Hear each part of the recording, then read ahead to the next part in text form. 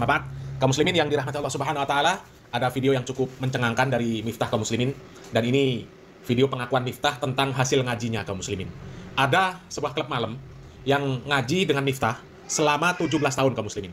Akan tetapi ternyata selama 17 tahun ngaji dengan Miftah itu nggak ada hasilnya sama sekali kaum muslimin.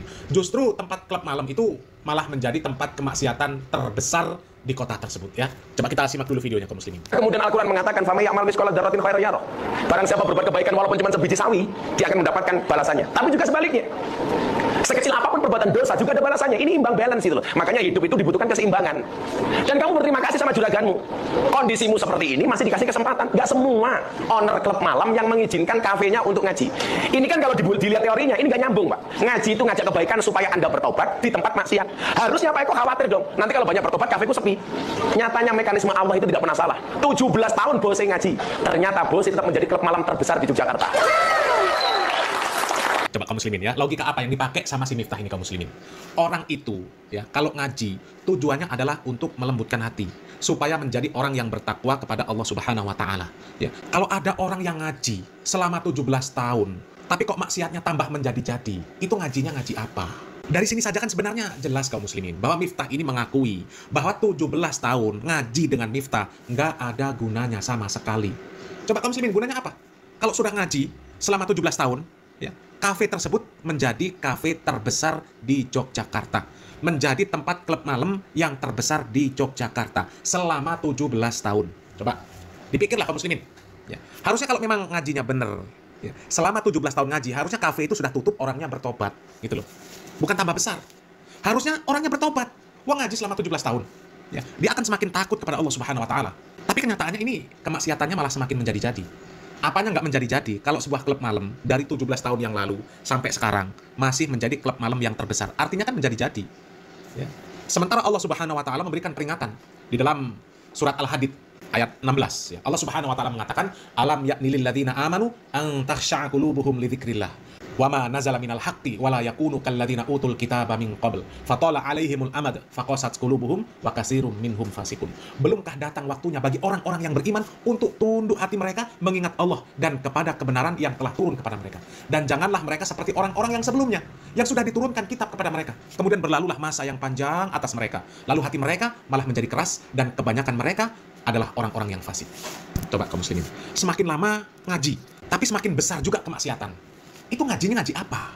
Ayat yang dibacakan oleh si Miftah, ayat apa? Coba kaum muslimin. Ini kan patut dipertanyakan. Ya. Kalau logika yang waras kaum muslimin, orang ngaji selama 17 tahun, yang ahli maksiat, yang punya tempat klub malam, di mana tempat klub malam itu isinya jelas tempat maksiat. Harusnya yang punya itu, ya kan semakin takut kepada Allah Subhanahu wa taala. Karena ya dosa orang yang ada di sana semuanya dia yang menanggung. Karena semua bentuk kemaksiatan yang ada di sana, ya dia yang memfasilitasi. Gitu loh, ya.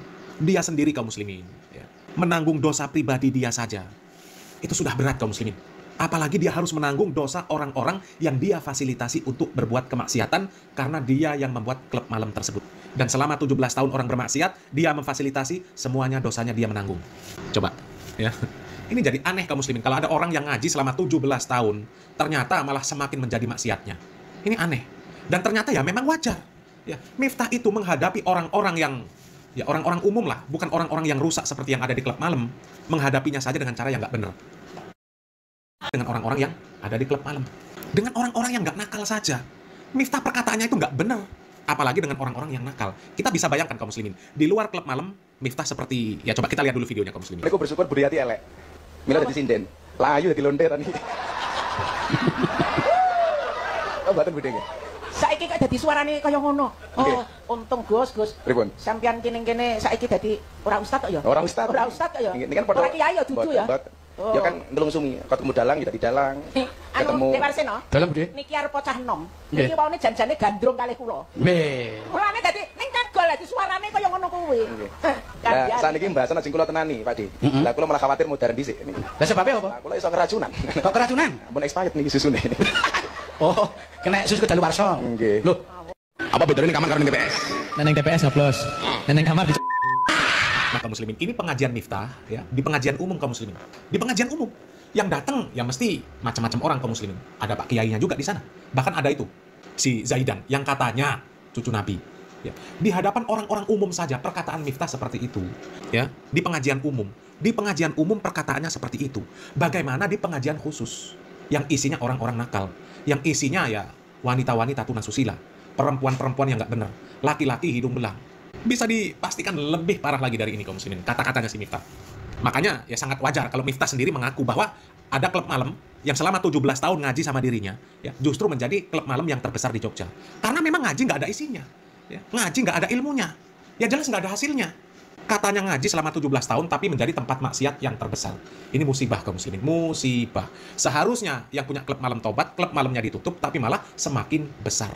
Ini artinya kan ngajinya nggak bener kaum muslimin. Kalau bener nggak akan seperti itu. Pasti klub malam tersebut sudah tutup. Karena Miftah selama 17 tahun berusaha menghilangkan kemaksiatan. Ya. Tapi adanya klub malam tersebut semakin besar, artinya Miftah juga ikut mendukung kemaksiatan. Innalillahi wa inna ilaihi rajiun ya. Bukankah begitu kaum muslimin? Selamat berpikir. Salam waras, salam akal sehat. Barakallahu fikum. Wassalamualaikum warahmatullahi wabarakatuh.